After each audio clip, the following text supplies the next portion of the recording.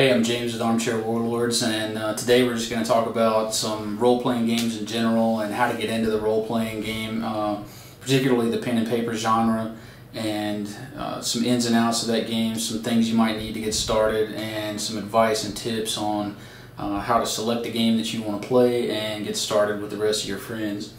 So, first of all, how do you get into this in the first place? You've probably heard of it before.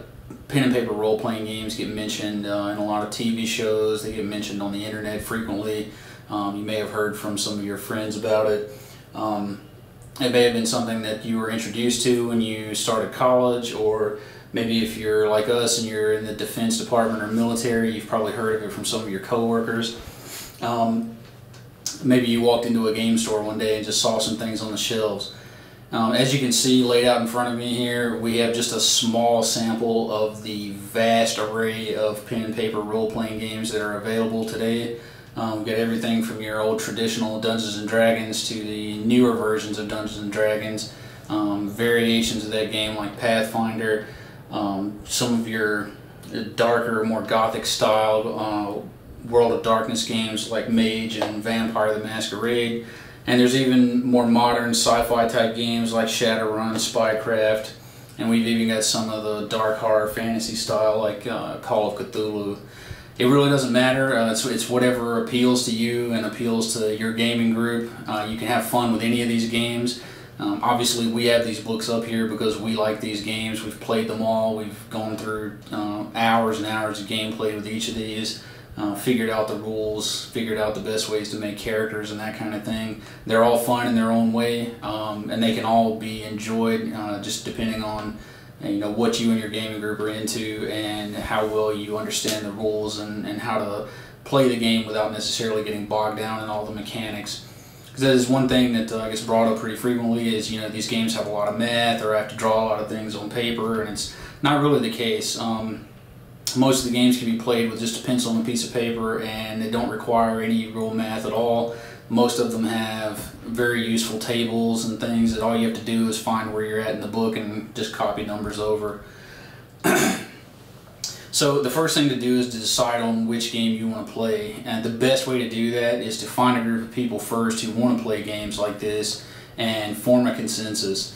Because if you're playing a game that maybe 2 or 3 people in your group don't really want to play, then they're not going to enjoy it, which means none of you are going to enjoy it. So you want to come together and figure out which actual game you want to get into. Part of that is figuring out who's going to play and who's going to be the game master.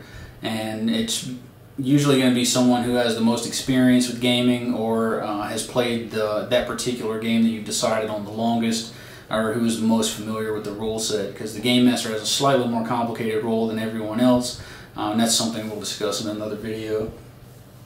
Another good way to figure out which game you want to play is to do research. I mean, obviously go online, look these games up, read some reviews about them.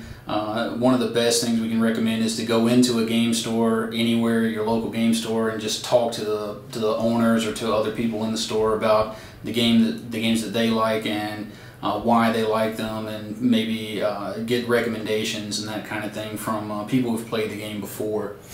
One of the other things to consider when you're buying games is to balance your cost, because even though you think, oh, well, this is a pen and paper game, all it's going to cost me is pens and paper, it's not entirely true. You do have to purchase these books in order to get the full experience, and some of these books can get pretty expensive, so figure out which game you want to play and whether that game is worth the cost to you, especially if you're just going to dabble in it a bit. You may not want to invest several $100s that you can spend getting a full set of books for a game.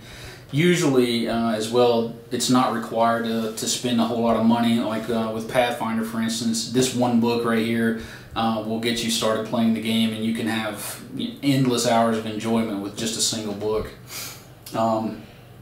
But usually the additional books add a lot of content to the game, or add a lot of variable rules, things that make the game more fun or more interesting, or just ways to branch out from just the core rule set. The other thing is not to get caught up in the idea that you have to follow all the rules to the letter. One of the most widely done things with any of these games is to create a set of house rules. whenever you're sitting down with your group initially, you guys decide which rules you like and which ones you don't, and you can change them or get rid of them, or even create new ones just to suit your particular playing style. But once you've decided on that, like I was saying a second ago, you really don't necessarily need to spend a whole lot of money. There are only a few things that you really need to get started. The core rule book or a player's handbook is a necessity, and after you get past that, you need a set of dice. Now, I've got a couple of sets here in front of me. They don't necessarily have to be very expensive, very well-made dice or anything. You can see this set here is just a conglomeration of random dice from random bags. Usually gamers will want to have their own set of matching dice, which is just one way to distinguish their dice from the dice of other players at the table, and also just to have their own personal feel for the objects that are going to be deciding the statistical outcomes of their character in their games. Next thing you need is just some pencils and paper. Regular pencils will do, and I highly recommend using pencils instead of pens, because you will be making changes to your character sheets or making notes on paper. Character sheets are all different as well. You can download them on the internet. Most companies let you download variations of their game sheet for free. So don't feel like you have to get a specific game sheet or shell out money to have a character sheet that goes specifically with your game or that was made by the company who made the game. Of course, they're probably going to have the best ones, but there are plenty of usable ones out there that you can download. And after that, you've got your materials, your book, your dice, your pen and paper. All you need after that is a place to meet and sit down and start playing your game. Before you show up to a game, always do your reading. Reading and knowing what you're talking about before you get to the game is very important, because you don't want to be sitting around a table having to stop everyone while you flip through a book and find the explanation to a rule that is something that your character can do all the time. So once you buy one of these books, make sure you sit down and read through the entire thing. I mean, most of them are a few hundred pages long, but if you're into this kind of game, you're probably a reader already, so it's not that hard to sit down and read through the book before you show up. Another reason is that you want to make sure you have a complete understanding of what you're doing, so that you don't try to do something that's outside the realm of possibility for your character inside that game. But at the same time, don't feel like you have to memorize the book. Nobody will expect anyone to have memorized the book and know every single rule of every character or every situational outcome that's possible from every little encounter that you cross in the game. Also, most of the bigger companies now have applications that you can download for your phone or your tablet that have quick references to their rules. Like Wizards of the Coast and Pathfinder have both put out their entire core rule set in electronic form that's free to download, so you can get a basic look at the core rule set right in front of you with a mobile phone or a tablet. And it's a good idea to have that with you if you're the kind of person who needs to look up rules for your character.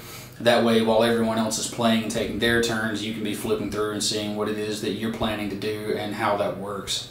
Alright, and once you've decided on a game and you feel like you're ready to start playing, we put out video tutorials on most of these games. We've been doing them a few at a time, and we're going to continue to do that. The games on the table especially, they're going to be the first ones that you see. But if you can think of a game that you want us to review for you and figure out all the rules and teach you how to play in a few video tutorials, just let us know in the comments below, and we'll make sure to get on top of that. Also, please don't forget to like our video and subscribe to our channel. That's what keeps us motivated, is seeing you guys' feedback, so we're really looking forward to reading what you guys have to say and putting out something informative. And again, I'm James with Armchair Warlords, and thanks for watching.